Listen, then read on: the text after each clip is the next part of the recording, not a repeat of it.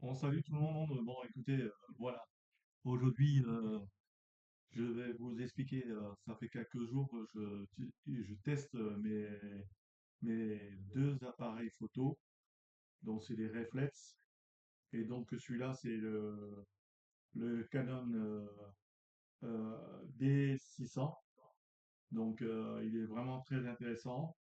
On peut même avoir l'écran pivotable et tout ça.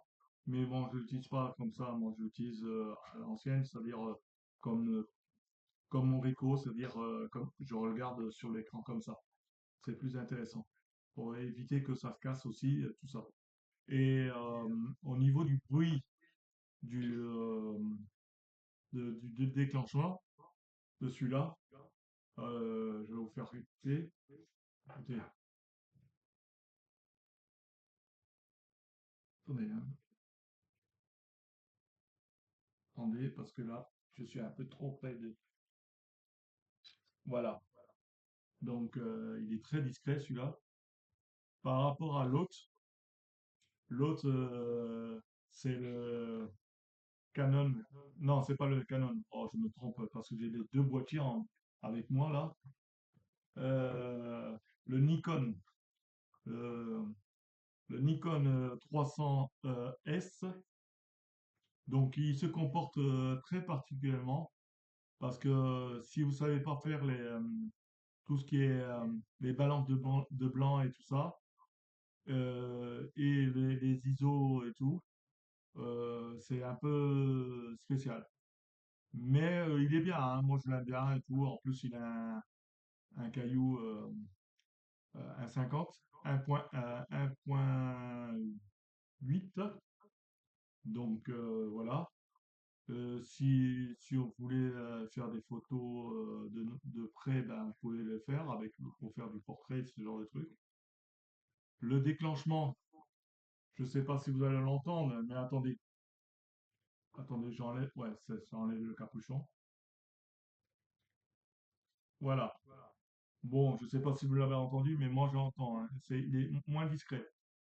Euh, si vous voulez faire de la photo avec celui-là, il faut être patient.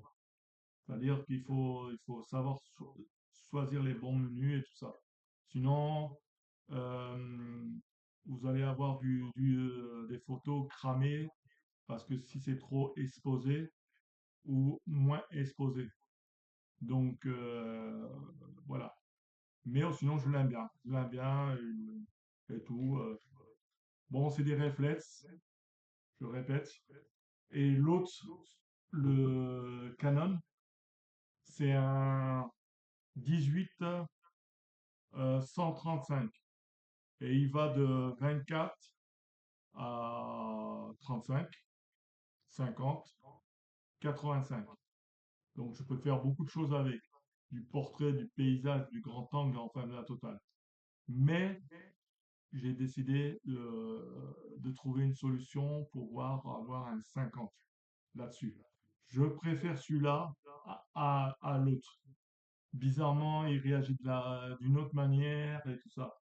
L'autre, celui-là, le Nikon, c'est un 12 millions de pixels, je crois. Et celui-là, c'est un 18. Bon, c'est millions de pixels. On s'en fout, mais il réagit d'une autre manière et il réagit de la manière comme les appareils photo actuels, entre guillemets. L'autre, il est un peu plus ancien. Bon, c'était un choix hein, que j'ai pris, hein. Le prochain appareil photo, ça sera peut-être, je pense qu'aussi, ça sera la même marque, le euh, Canon, parce que je sais pas, je suis à l'aise avec celui-là et tout ça. Donc, j'ai fait beaucoup de photos ces jours-ci en testant les appareils. J'ai aussi encore le fameux petit appareil photo qui me suit aussi, celui-là. Donc, celui-là, c'est un Ricoh GR3 que j'adore. Et c'est un 28, euh, l'objectif. C'est un APS-C. Ce n'est pas un micro 4 tiers ou un pouce. C'est un vrai appareil photo. Il faut savoir l'utiliser aussi, c'est la même chose.